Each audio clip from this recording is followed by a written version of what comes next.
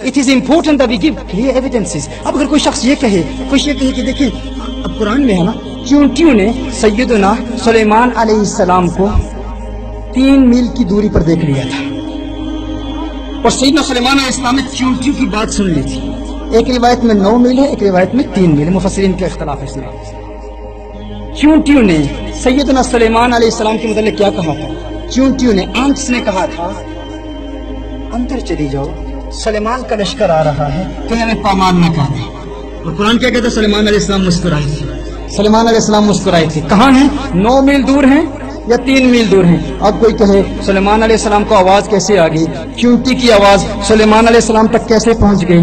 میں کہتا ہوں اگر تم کہتے ہو سلیمان ہماری طرح ہیں, نبی ہیں, انسان ہیں, تو پھر تم بھی ٹرائی کر لو, تم بھی آزما لو. ایک چونٹی کو اٹھاؤ, اٹھا کے اس سے بات کرو, کلام کرو. بات کیا کرو گے؟ اٹھاؤ اور اس کو اپنے کان میں بھی ڈال لو, کان میں ڈال لو. 3 میل دور نہیں, 9 میل دور نہیں, کان میں ڈال لو. دیکھتے ہیں کیا تمہیں آواز آتی ہے چونٹی کیا کہہ رہی ہے. تمہیں نہیں آواز آئے گی, تم نہیں سن پاؤ گے. کبھی کبھی تو لوگ تعجب کرتے ہیں سلیمان علیہ السلام نے اتنی دور 3 میل کی دوری پر کیسے سن لیا. ہم کہتے ہیں بھائی تعجب کی بات نہیں ہے. ہمارے بزرگ کہتے ہیں اس میں کوئی تعجب کی بات نہیں ہے. جب ہم نبی کے مقام کو سمجھ نہیں سکتے تو پھر دعویٰ کیسے کریں کہ نبی کیسے سنتا ہے, نبی کیسے سمجھتا ہے, نبی کیسے دیکھتا ہے. اس بات پر تعجب کرنے کی ضرورت نہیں. نبی ہے, اللہ نے ان کو طاقت دی ہے, ہم ان کی طاقت کو سمجھ ہی نہیں سکتے. ہمارے ادراک اور شعور کی حد بندیوں سے متجاوز اور بالا تر ہے نبی کا مقام, ہم سمجھ نہیں سکتے. اس بات پر تعجب نہ کرو. ہاں اس بات پر تعجب ہوتا ہے کہ چونٹی نے 3 میل دور سلیمان علیہ السلام کو کیسے دیکھ لیا. ہاں کہ چونٹی نے 3 میل دور حضرت سلیمان علیہ السلام کو کیسے دیکھ لیا, چونٹی نے کیسے دیکھا؟ اس کا ایک ہی جواب ہے, اللہ قادر ہے اس بات پر.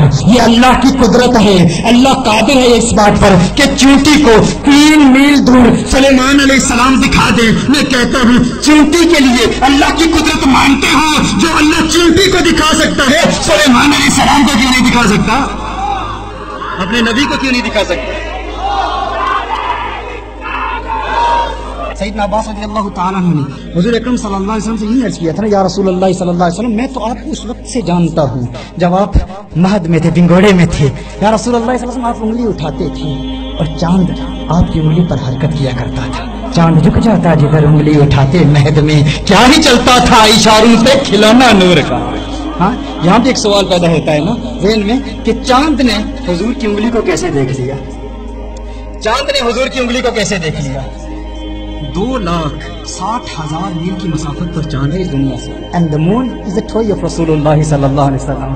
وہ تو کھلونا ہے میرے آقا صلی اللہ علیہ وسلم. سمپل جواب, سمپل. اگر چاند کو حضور سے نسبت ہو جائے, چاند ان کا کھلونا ہے, کھلونے کو اتنی وسعت مل جائے, اتنی طاقت مل جائے, اتنا علم مل جائے جو آقا کا کھلونا ہے, 2,60,000 میل دور ہے, آقا کو دیکھ لے. وہ آقا مدینے سے تمہاری محفل کو کیوں نہیں دیکھ سکتے؟ میرے آقا نے سیدنا عباس رضی اللہ تعالیٰ عنہ سے فرمایا تھا, میرے آقا نے فرمایا تھا ہے عباس میں جب اپنی ماں کے پیٹ میں تھا نا, حضور نے ارشاد فرمایا ہے عباس میں جب اپنی ماں کے پیٹ میں تھا, اپنی ماں کے پیٹ سے آسمان میں اللہ کے عرش کے نیچے فرشتے لوح محفوظ پر جو قلم سے تحریریں لکھتے تھے, ان قلموں سے نکلتی ہوئی آوازوں کو ماں کے پیٹ سے سن لیتا تھا. ان پینس, ان قلموں کی نوک سے نکلتی ہوئی آوازوں کو ماں کے پیٹ سے سن لیتا تھا. کون کہہ رہا ہے؟ حضور اکرم صلی اللہ علیہ وسلم نے ارشاد فرمایا, میں کہتا ہوں جو آقا دنیا میں آنے سے پہلے ماں کے پیٹ سے عرش کی آوازیں سن لیتے. جملہ سنیے گا, میرے آقا وہ آقا جو دنیا میں آنے سے پہلے, دنیا میں آنے سے پہلے ماں کے پیٹ سے عرش کی آوازیں سن سکتے ہیں, وہ آقا دنیا سے جانے کے بعد